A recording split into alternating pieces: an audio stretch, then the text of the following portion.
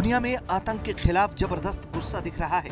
आतंक की लड़ाई में धर्म के सहारे जिस तरह से एक मुद्दे को दबाने या छिपाने की कोशिश होती रही, उस पर अब दुनिया खुलकर बोल रही है।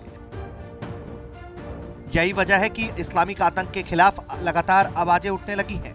हाल ही में अफ्रीकी देश में मोजाम्बिक में 50 लोगों की गला काटकर हत्या करने से भड़के फ्रांसीसी राष्ट्रपति इमैनुअल मैक्रों ने इस्लामिक आतंकवाद के बढ़ते खतरे के प्रति दुनिया भर को आगाह किया। फ्रांसीसी राष्ट्रपति ने कहा है कि इस्लामिक आतंकवाद एक अंतर्राष्ट्रीय खतरा है और इससे निपटने के लिए अंतर्राष्ट्रीय दबाव की जरूरत है। उन्होंने कहा कि जंगली लोगों ने एक शांति के धर्म का अपहरण कर लिया ताकि आतंक के बीज को बोया जा सके।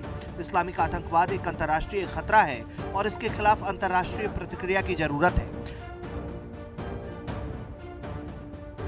दक्षिण अफ्रीकी देश मोजाम्बिक में आईएसआईएस ने इस बार फिर ऐसा कहर बरपाया है कि इस घटना को सुनकर लोगों की रूह कांप रही है।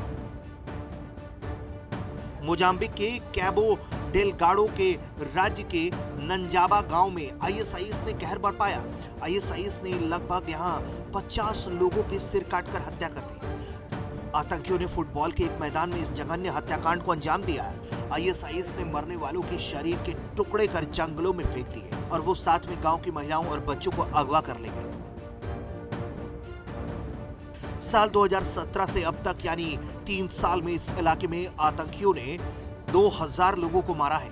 इन आतंकियों के डर से करीब 4,30,000 लोग राज्य छोड़कर अलग अलग जगहों पर चले गए। इस हत्याकांड के बाद आतंकियों के दूसरे समूह ने गांव में आग लगा दी। गांव के कई घर जलकर खाक हो गए। इतना ही नहीं, एक हफ्ते पहले भी इन आतंकियों ने कई गांव वालों पर हमला करके लूटमार की थी। मुएडा जिले के एक सरकारी अधिकारी ने बताया कि पुलिस को घटना के बारे में तब पता चला जब कुछ लोगों ने जंगलों में छत विछत लाशें देखी। 500 मीटर के दायरे में करीब 20 लाशें मिली जिसे लोगों ने देखी थी।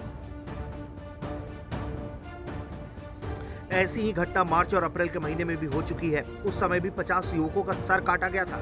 इन युवकों ने आईएसआईएस में शामिल होने से मना कर दिया था। इस्लामिक स्टेट के आतंकियों ने ये घटनाएं एक्सॉन मोबिल और टोटल गैस प्रोजेक्ट के पास की थी। इन एनर्जी डेवलपमेंट प्रोजेक्ट के आने के बाद से पिछले कुछ महीनों में इस इलाके में आतंकी गतिविधियां बढ़ गई हैं।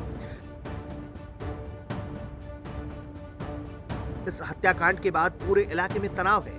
यहाँ आईएसआईएस के लगातार बढ़ते प्रभाव से लोग पहले ही दहशत में हैं। इस हत्याकांड ने उनका डर और बढ़ा दिया है। वहीं फ्रांस ने खुद के देश में हुए हमले के बाद जैसे स्टैंड लिया है और भारत सहित तमाम दुनिया के बड़े देशों ने फ्रांस को अपना समर्थन दिया है, वो इस्लामिक आतंक के खिलाफ एक नई जंग का आगाज है। ब्यूरो रिपोर्ट, भारत तक।